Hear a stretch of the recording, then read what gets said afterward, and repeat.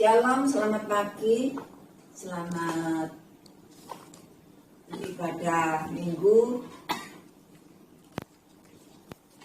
Selamat berjumpa kembali di dalam kasih Kristus. Kita patut bersyukur dan berterima kasih pada Tuhan atas kesempatan yang Tuhan berikan pada kita semua.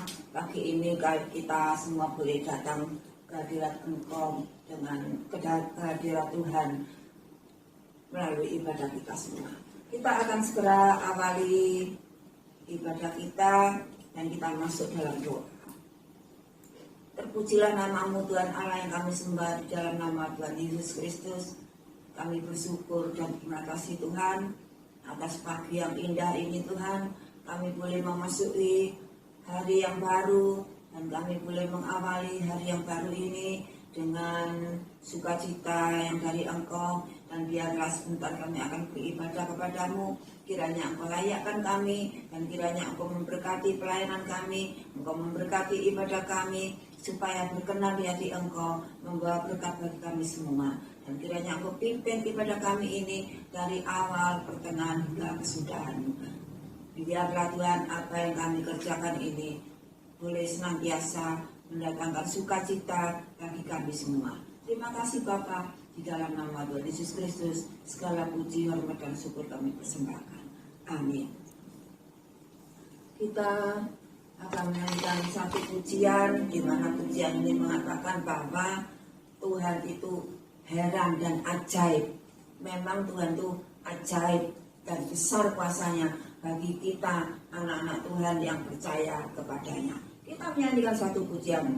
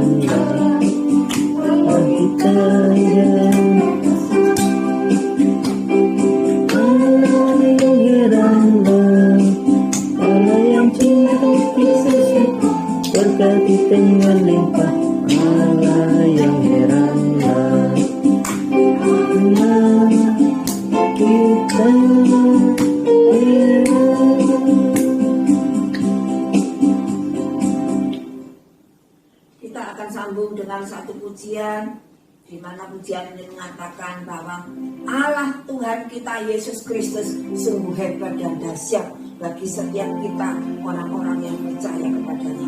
Kita menyanyikan pujian Tuhan hebat.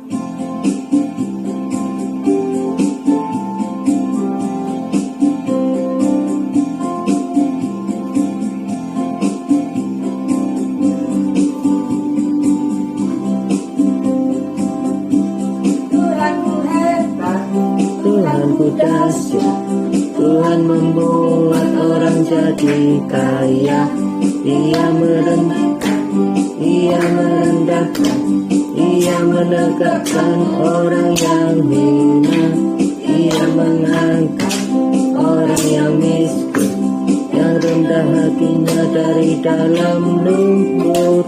Ia mendudukkan orang pilihannya bersama dengan para bangsawan.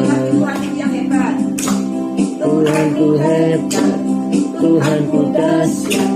Tuhan membuat orang jadi kaya. Ia meninggikan, Ia merendahkan, Ia menegakkan orang yang hina. Ia mengangkat orang yang miskin, yang rendah hatinya dari dalam lumpur. Ia mendudukkan orang pilihannya bersama dengan para bangsawan. Oh Tuhan, sanggup mengubah air menjadi anggur, anggur yang manis dalam hidupku. Oh Tuhan, sanggup mengubah ratap-ratapku kini jadi tarian indah bagimu. Oh Tuhan, sanggup mengubah air menjadi anggur, anggur yang manis dalam hidupku. Oh Tuhan, sanggup mengubah ratap-ratapku kini jadi tarian indah bagimu.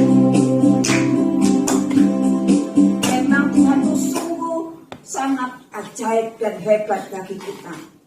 Ia sanggup mengubah air menjadi anggur, anggur yang manis di dalam kehidupan kita. Sanggup mengubah ratap menjadi satu ujian di dalam kehidupan kita bila kita sungguh-sungguh setia dan taat kepada Tuhan. Kita menyanyikan refnya dengan suara yang lembut, kemudian kita sambut firman Tuhan.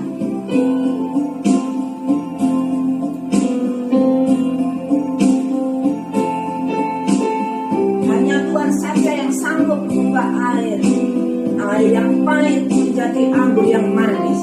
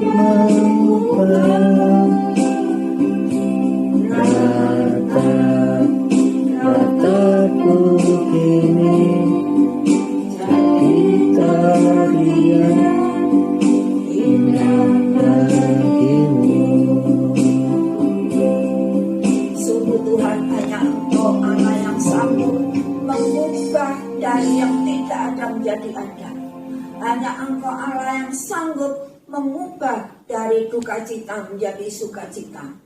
Hanya Engkau Allah kami yang sanggup melakukan segala perkara, apapun di dalam kehidupan kami semua. Bila kami taat dan setia kepadamu, kami yakin dan percaya juga sebentar firman-Mu yang akan kami dengar bersama. Firman-Mu ya dan amin. Allah yang sanggup mengubah segalanya. Allah yang sanggup mengubah hati yang keras menjadi hati yang lembut. Dan biarlah firman-Mu ini boleh menjadi satu kekuatan bagi kami yang mendengarnya. Terima kasih Bapa, kami berdoa buat hamba-Mu yang sebentar akan menyampaikan firman-Mu.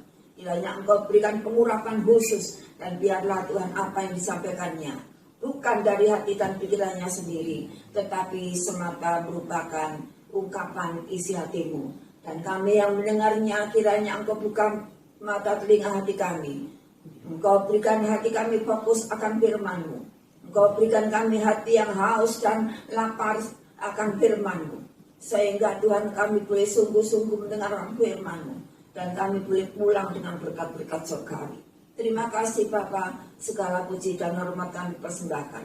Di dalam nama Tuhan Yesus Kristus. Amin.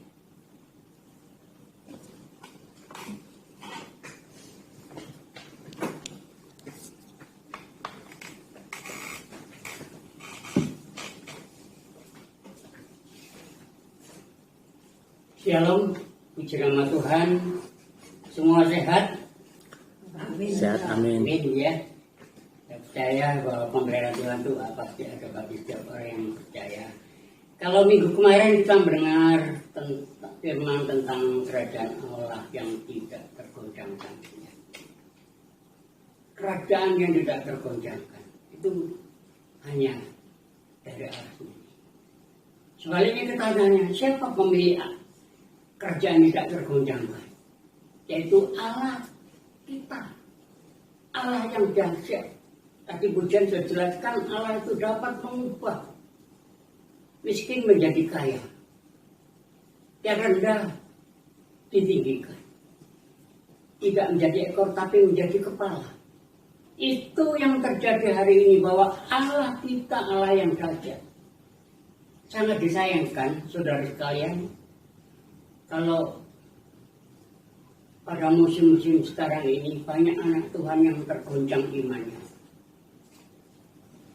Mereka mungkin kesulitan dalam ekonomi, mungkin di dalam keluarga ada yang di PHK, sehingga mata pencarian tiap bulan mereka dapatkan tidak ada, tergoncangkan. Masalah yang menumpuk, tidak ada yang memberi arahan. Karena gereja hanya dapat memberikan arahan secara terbatas. Kalau dahulu gereja banyak orang yang datang, bangku-bangku dipenuhi, mengundang banyak, tapi sekarang ada pembatasan. Inilah zaman akhir, di mana yang saya sampaikan ini adalah masa penantian. Jadi saudara yang bertahan itu ada yang sudah ditampil oleh Tuhan, bahwa inilah anak-anakku yang kukasihi. Di dalam masa-masa yang sulit ini banyak orang yang tergoncangkan, imannya tergoncangkan. Padahal mereka sudah tahu siapa pemilik kerajaan itu tergoncang, adalah Yesus sendiri. Hari ini saya akan menyampaikan firman Tuhan tentang Allah kita, Allah yang dahsyat. Ya. Ini kita kembali lagi pada Allah, awal pengenalan kita. Siapa Yesus itu? Siapa Allah itu? Alangkah kita awali lagi. Karena banyak anak-anak Tuhan yang tergoncangkan, keluarga yang tergoncang, yang tadi setia itu Tuhan. Karena dengan masalah perut, dengan masalah persoalan tidak terselesaikan, mereka lari pada ilah lain. Mereka berhala-hala dengan apapun.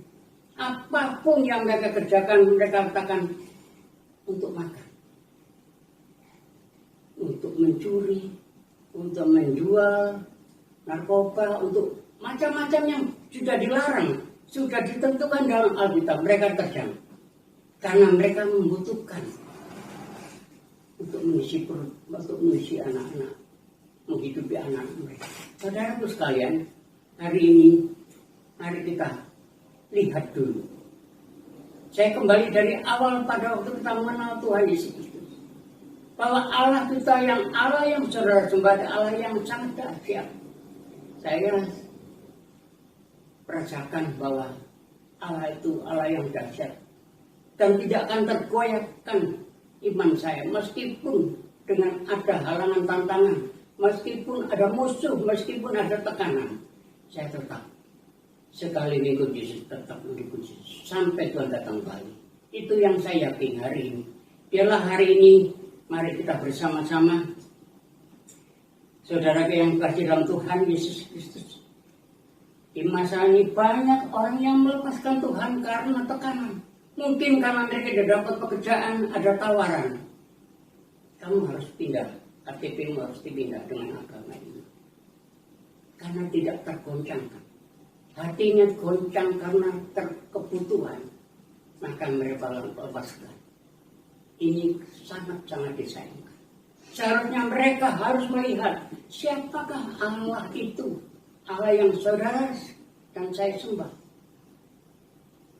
Saudaraku, hari ini saya tidak akan menghakimi orang yang mungkin sudah pindah atau lari ke sangkem, tapi saya marilah yang tetap bertahan hari ini. Kita coba cermati lagi firman Tuhan ini. Siapakah Allah itu? Tuhan itu adalah Tuhan yang hidup, yang dapat menanggung kehidupan kita dan dapat memberikan keselamatan pada kita sekalian. Bahkan di dalam firman Tuhan ada di dalam 10 hukum Taurat, ayat yang pertama katakan, janganlah ada Allah lain di hadapanku. Itu hukum 10 hukum Taurat yang pertama itu. Jangan ada Allah lain di hadapan. Artinya Tuhan menekankan, jangan ada Allah lain. Itu sudah jelas. Pada waktu kita mengenal Tuhan pertama kali, Tuhan mengatakan seperti ini. Ayo saudara sekalian, pegang ini. Jangan ada Allah lain di hadapanku. Pada waktu itu, Allah memperkenalkan kepada Musa. Allah berkata, aku adalah aku. Artinya aku di atas segala-galanya. Dan katakan, aku ini adalah Allahmu. Tidak ada yang dapat yang menyamai. Dikatakan juga dalam firman, akulah Alfa dan Omega, awal dan akhir. Itu yang harus kita pegang. Mengapa sampai hari ini? Karena urusan untuk kebutuhan sehari-hari, kebutuhan perut, juga untuk kebutuhan masalah yang tidak terselesaikan. Karena doanya tidak dijawab. Maka mereka harus melepaskan Tuhan, lari ke orang lain. Saudaraku, mari hari ini kita lihat. Ya. Apa sih kalau Tuhan tadi kan pemilik kerajaan Allah yang tidak tergoyang adalah Allah. Dan tadi kita menyanyikan Allah yang dahsyat. Kita akan buktikan. Apa sih kalau Allah yang dahsyat? Apa yang dahsyat? Tentu tidak akan bertanya-tanya. Ini ada 4 hal yang pertama, yaitu di dalam Kejadian. Coba kita baca dulu Yeremia 49 ya. 49 ayat yang 17.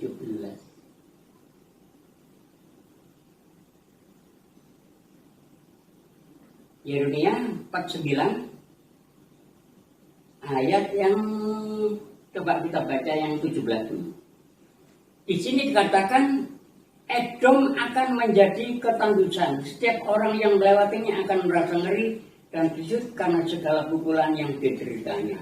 Seperti pada waktu ditinggal balikannya Sodom dan Gomora. Edom ini kota yang sangat subur. Tapi karena banyak orang yang berdosa, banyak orang yang tidak mau takut dengan apa yang Tuhan perintahkan. Mereka melanggar Tuhan. Maka mereka dijungkir balikan seperti Sodom dan Gomora. Edom kota yang bagus. Kan di sini Tuhan katakan tidak akan satupun diamlah di sana dan seorang manusia pun tidak akan tinggal di dalamnya. Sepertinya ini merupakan Tuhan yang marah besar. Sodom dan Gomora dihancurkan juga. Tapi Edom dikatakan lebih parah lagi. Tidak ada satu orang pun manusia yang hidup. Ngeri saudaraku sekalian. Kalau kita lihat nanti juga selanjutnya, maka kita akan ayat yang ke-20, sebab dengarlah putusan yang telah diambil Tuhan terhadap Edom dan ranjang-ranjangan yang telah dibuatnya terhadap penduduk. Bahwa sesungguhnya paling lemah pun di antara kawanan domba akan diseret, bahkan sesungguhnya padang rumput mereka sendiri akan merasa ngeri terhadap mereka. Padang gurun ngeri, artinya dihanguskan. Padang gurun yang hijau dibakar habis. Saudaraku sekalian, kalau kita lihat seperti ini, kita akan kembali lagi mengasihi Tuhan. Ya. Jangan tinggalkan Tuhan, karena Allah kita Allah yang dahsyat. Yang pertama, tadi ada 4 hal bukti bahwa Allah kita Allah yang dahsyat. Yang pertama, Tuhan dahsyat di dalam ciptaannya. Ya. Saya kembali lagi, Tuhan dahsyat di dalam ciptaannya. Ini bukti yang nyata hari ini. Di dalam Kejadian 1:1 katakan, pada mulanya Allah menciptakan langit dan bumi hanya melalui firman-Nya. Ini sudah jelas. Pada mulanya Allah menciptakan langit dan bumi hanya melalui firman-Nya. Apakah tidak hebat? Kejadian ini terus berlaku, menciptakan, memisahkan antara gelap dan terang, matahari dan bulan. Burung-burung di udara. Yang di darat adalah binatang darat, yang di laut ikan, semua diciptakan melalui firman-Nya. Ada orang yang mengatakan bahwa dunia ini diciptakan karena ada ledakan. Ledakan meteor maka menjadi bumi. Ada orang yang mengatakan manusia itu asalnya dari gerah. Saudaraku sekalian, saudara yang percaya, ingatlah, ciptaan Tuhan itu sangat besar. Ciptaan saudara dan saya diciptakan sesuai dengan gambar Allah. Padahal Yesus mengatakan, akulah ada Alfa dan Omega, yang awal dan akhir. Artinya, ciptaannya itu awal sampai akhir. Pada hari yang pertama diciptakanlah langit dan bumi. Seterusnya sampai hari yang ke-6 diciptakan manusia seperti saudara saya. Itulah ciptaan yang dahsyat, bahwa kita tidak dapat lari dari ciptaan Tuhan. Kalau saudara mengerti bahwa saudara diciptakan dari Tuhan, maka saudara tidak akan meninggalkan Tuhan. Bahkan kalau kita lihat bagaimana dalam matang, sejak di dalam kandungan engkau dirajut, Tuhan menciptakan anak yang dalam kandungan itu sudah mengenal. Itu sangat dahsyat. Mungkin dokter sekarang hanya bisa melihat melalui alat. Ini ada anaknya, ini jadinya begini. Tapi mereka tidak bisa menciptakan. Yesus, Allah kita yang heran, itu mampu menciptakan manusia. Bagaimana Hawa diciptakan? Dari dalam rusuk Adam. Itu yang luar biasa. Tidak bisa dipungkiri lagi. Saudara sekalian, yang pertama seperti ini, harus kita dasari bahwa kita ini adalah ciptaan Allah. Mengapa? Karena dengan kesulitan ini kita harus meninggalkan Sang Pencipta. Mengapa? Dengan kesulitan hidup ini kita harus meninggalkan yang menciptakan kita, Allah. Itu yang pertama. Yang kedua, ini lebih dahsyat lagi, bahwa di Tuhan Yesus, Allah kita adalah Allah yang besar karya untuk keselamatannya. Yang tadi itu sudah jelas bahwa ciptaannya sangat luar biasa. Di sini dahsyat di dalam hal keselamatan. Mungkin ada orang yang mengatakan bahwa kita berbuat baik, kita sudah memberikan amalan dan berbaik, kita dapat masuk ke surga. Terserah bagi mereka yang punya pendapat seperti ini, tidak apa-apa. Tetapi bagi saudara saya, hari ini harus sadar bahwa keselamatan itu datang hanya daripada Tuhan Yesus Kristus. Mazmur 27 ayat 1 dikatakan, Tuhan adalah perangku dan keselamatanku. Kepada siapa aku harus takut? Tuhanlah benteng hidupku, dan terhadap siapakah aku harus gemetar? Ini saudara,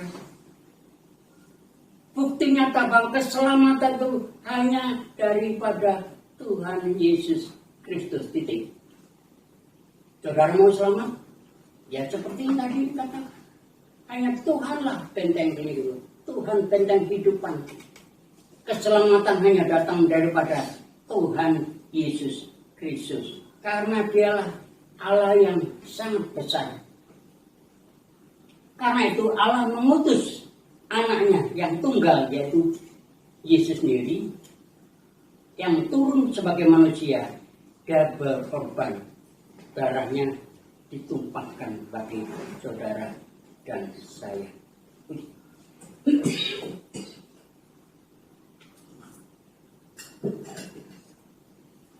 Jelaskan. Dia berkorban, darahnya ditumpahkan saudara dan saya supaya tidak binasa, melainkan boleh hidup yang kekal.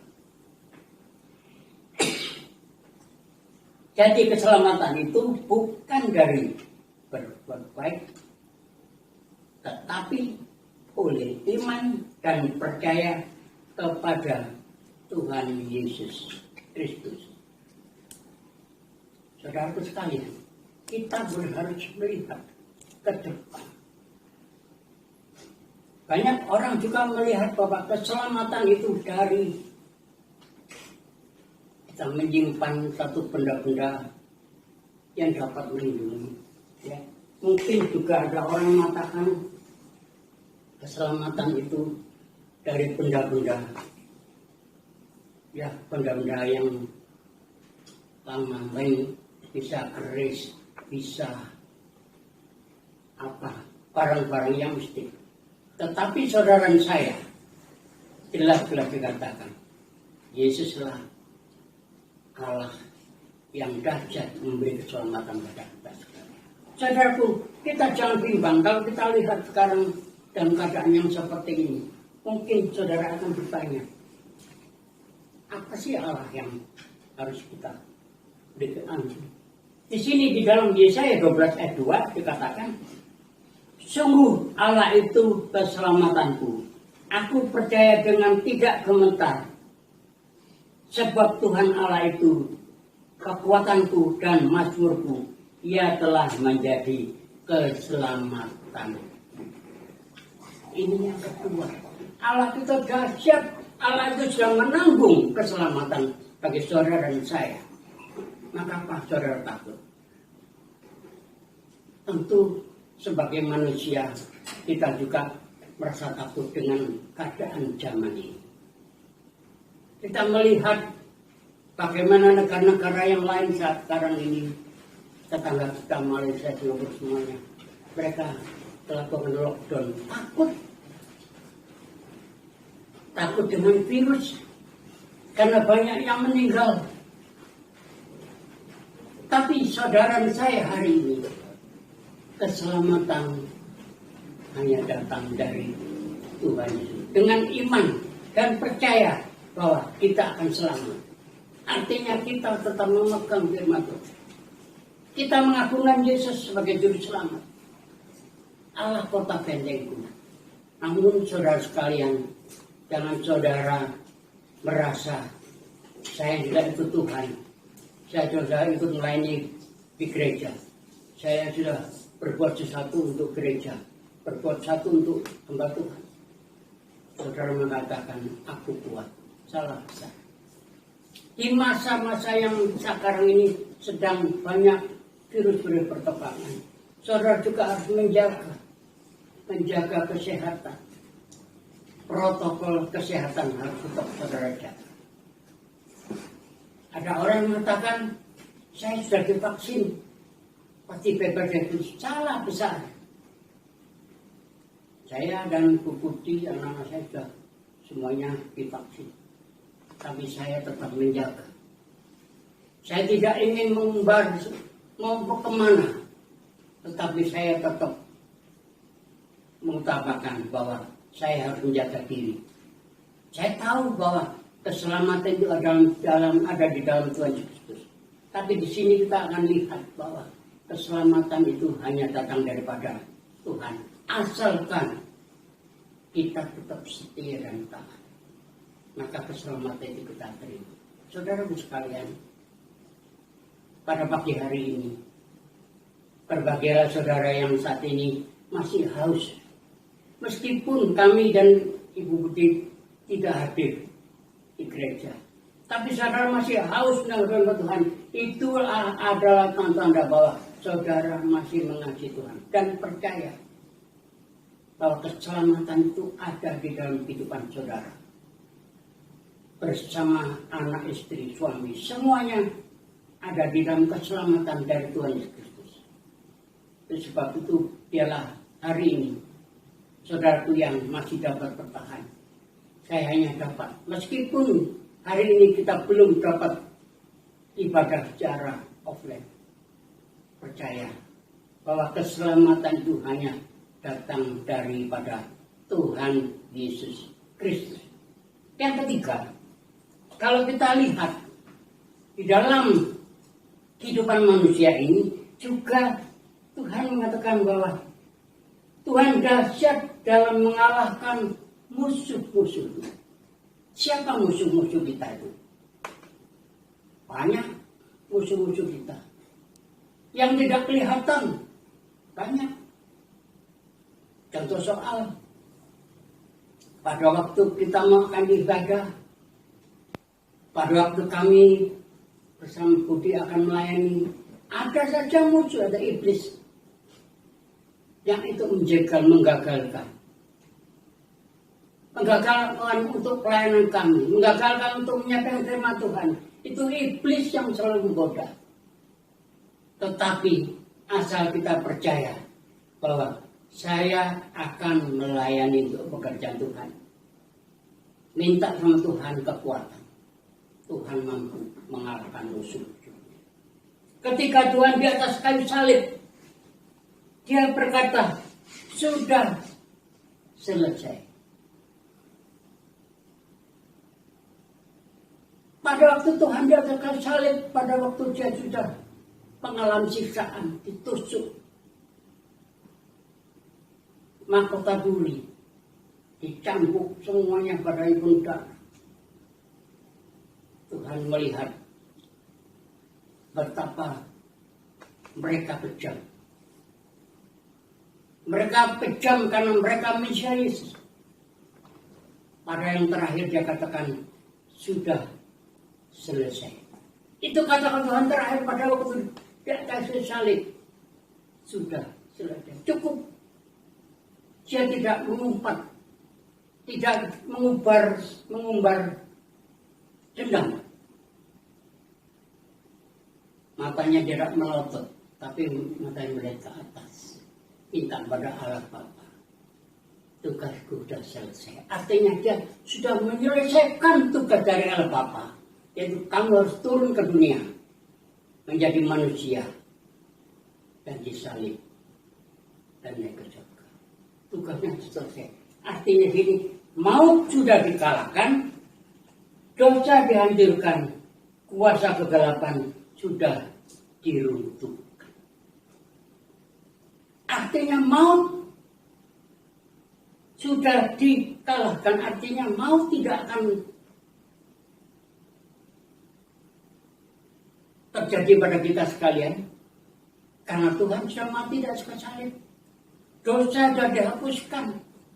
Dan kegelapan sudah diruntuhkan. Artinya, kalau saudara memaknai firman Tuhan seperti ini, kita lihat tugas Tuhan telah selesai. Artinya, maut sudah dikalahkan, dosa sudah dihapuskan, kegelapan disingkirkan. Artinya, saudara hari ini sudah masuk di dalam apa yang Tuhan perintahkan. Berbahagialah saudara sekalian, hari ini mari kita renungkan bahwa Tuhan yang saudara sembah itu jangan disepelekan. Tidak ada Tuhan yang mampu memberikan seperti ini. Dia disalib karena dosa saudara dan saya. Tapi mereka mengatakan, tugas sudah selesai. Dari wajah yang tulus, yang menyerahkan nyawanya untuk saudara dan saya, mati dan tersalib, dia mengatakan kepada Bapak, tugas sudah selesai di dunia. Saudaraku sekalian, apakah saudara masih ragu-ragu? Apakah saudara masih mau meninggalkan Tuhan? Begitu besar pengorbanan Tuhan tidak sekali. Kalau kita lihat, mungkin banyak orang saat ini sedang mengalami gangguan. Ya. Tetapi asal kita pegang firman Tuhan, tadi ini saya jelaskan bahwa di sini setan-setan sudah singkirkan, kita sudah memperoleh kemenangan. Sejak Tuhan disalib, dia sudah menyerahkan kepada Bapa, sudah selesai tetapi di situ kita menjadi umat pemenang. Saudara dan saya hari ini sudah menjadi umat pemenang. Tapi jangan dikalahkan. Kalau saudara sudah menjadi umat pemenang, mengapa saudara mau dikalahkan dengan tipu dari dunia ini? Mengapa saudara sudah diakui sebagai anaknya, sebagai umat pemenang, masih kalah dengan penderitaan yang saat saudara alami? Seharusnya kalau saudara menjadi pemenang, harusnya saudara bangga mempunyai Allah seperti yang saudara sembah hari ini. Allah yang dahsyat. Mengapa saudara sudah menjadi pemenang? Hanya sepele dikalahkan dengan untuk kebutuhan perut. Malu ya. Kita malu. Mengapa kita punya Allah? Seolah Allah menutup mata. Saat kita membutuhkan untuk makan minum, membutuhkan sesuatu, Allah itu tutup mata. Saudara hari ini, siapa yang salah? Allah kita apa Allah yang tidak mau peduli? Salah besar, saya katakan. Yang salah adalah saudara dan saya yang tidak mau mengerti bahwa saudara adalah umat pemenang. Kalau sebagai orang pemenang, biasanya mereka itu gagal, kuat dalam menghadapi persoalan. Rasul Paulus berkata bahwa kita adalah umat pemenang, umat yang dikasih Tuhan, umat yang diunggulkan. Mengapa saudara kalah? Karena saudara tidak memegang Tuhan Yesus dalam hidup saudara. Karena dalam hati pikiran saudara ada dua Tuhan. Tuhan tidak senang. Kalau sekali saudara percaya dengan Allah yang dahsyat, pegang satu saja. Jangan ada dua Tuhan. Dalam kehidupan keluarga, tentunya kita harus ada kesatuan. Mengapa saya sampaikan setiap saat? Sang Bu Budi juga sampaikan di dalam gereja, katakan, wahai muda-mudi, carilah jodoh yang seiman. Artinya sama-sama sejalan. Tidak bisa kalau satunya mengenal Tuhan, satunya tidak bisa jalan, dan tidak akan bisa berjalan aman dan damai. Pasti ada gejala permasalahan. Inilah yang katakan bahwa saudara adalah umat pemenang. Allah telah mengalahkan dunia. Yohanes 16 ayat yang 33b dikatakan, dalam dunia kamu menderita penganiayaan, tetapi kuatkanlah hatimu. Aku telah mengalahkan dunia. Jelas di sini, saudara. Di dalam dunia kamu menderita karena COVID, menderita penganiayaan yang mungkin karena di PHK, tidak ikut dipertahankan, diberhentikan. Tetapi Tuhan mengatakan, tetapi kuatkanlah hatimu, aku telah mengalahkan dunia. Artinya, inilah janji Tuhan. Tidak perlu takut. Aku sudah mengalahkan dunia. Artinya, dunia ini ada di bawah kekuasaan Tuhan Yesus Kristus. Di dalam Ayub 32, ayat 13 ini, hanya Allah yang dapat mengalahkan dia, bukan manusia. Sekali lagi, hanya Allah yang dapat mengalahkan dia, bukan manusia. Artinya saudaraku yang bertahan, jangan saudara dikalahkan oleh manusia.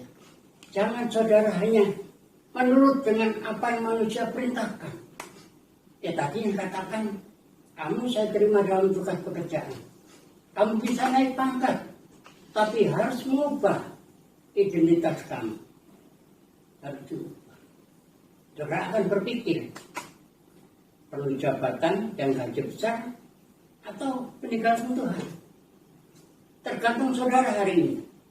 Kalau saudara merasa sebagai umat pemenang, maka di sini saya lihat bahwa umat pemenang itu akan tetap bertahan. Meskipun hari ini dalam keadaan saudara saat ini banyak tantangan hambatan, saya percaya saudaraku tetaplah jadi pemenang. Pegang Tuhan Yesus dalam kehidupan saudara sekalian. Yang keempat terakhir, Allah kita dahsyat untuk memimpin dan memberkati. Di sini katakan, selama jalan kita tidak serong ke kanan kiri, maka hidup kita akan diberkati, tidak akan menjadi ekor, tapi menjadi kepala.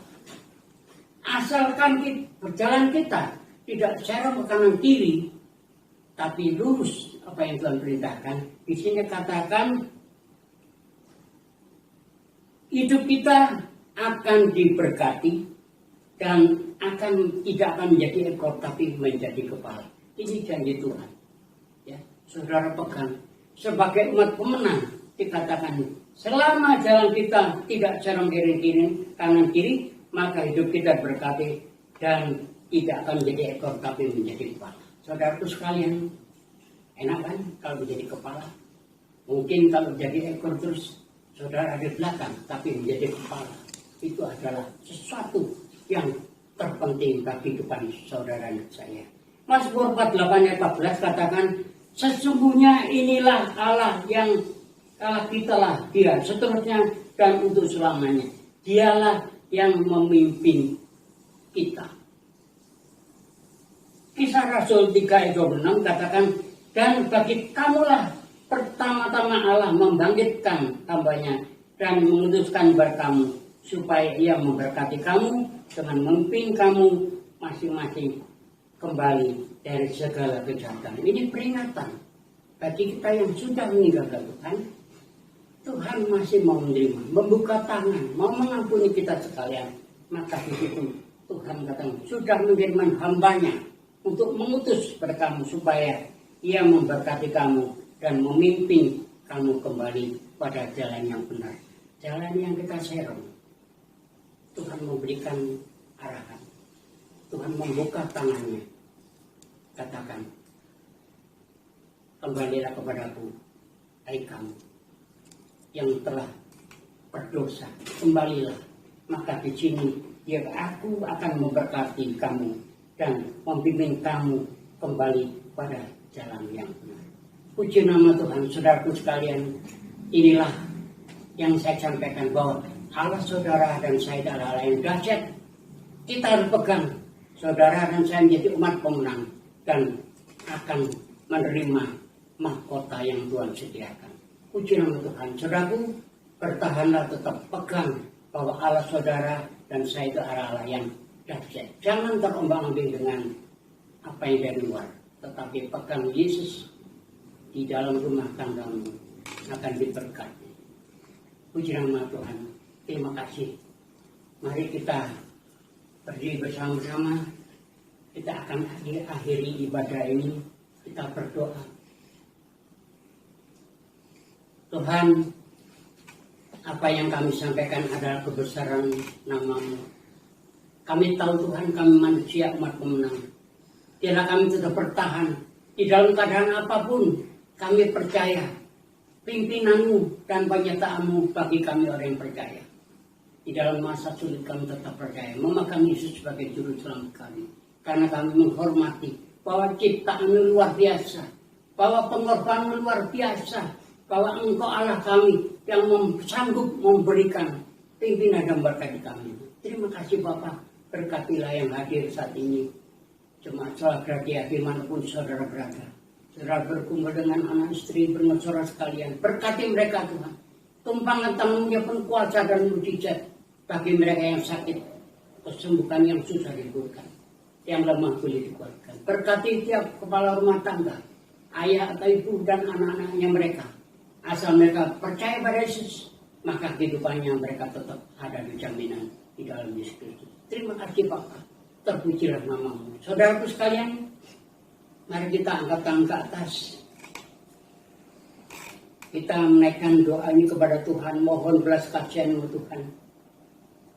Untuk bangsa kami, bangsa Indonesia ya Bapak. Saat ini masih mengalami tantangan menghadapi virus corona.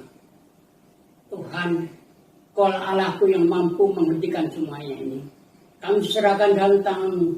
Berkatilah Presiden kami Joko Widodo, wakil para menteri semua, menteri kabinet pusat sampai daerah, ABRI dan kepolisian dari sampai daerah, terutama juga dokter dan semua perapu yang merawat orang sakit itu. Berikan kekuatan, berikan hikmat-Mu supaya bangsa kami dapat dipulihkan dari segala gangguan dari virus ini. Kami serahkan dalam tangan Tuhan hari ini. Kiranya Tuhan juga memberkati hamba-Mu dimanapun berada. Apapun kebutuhan mereka, Tuhan menyiapkan semua. Terima kasih, terpujilah nama-Mu. Mari saudaraku sekalian, pulanglah dengan sejahtera dari Allah Bapa, Allah Putra dan Allah Kudus akan menyertai saudara hari ini sampai Tuhan Yesus datang kembali. Kita percaya, katakan amin. Puji nama Tuhan, kita bertemu di depan.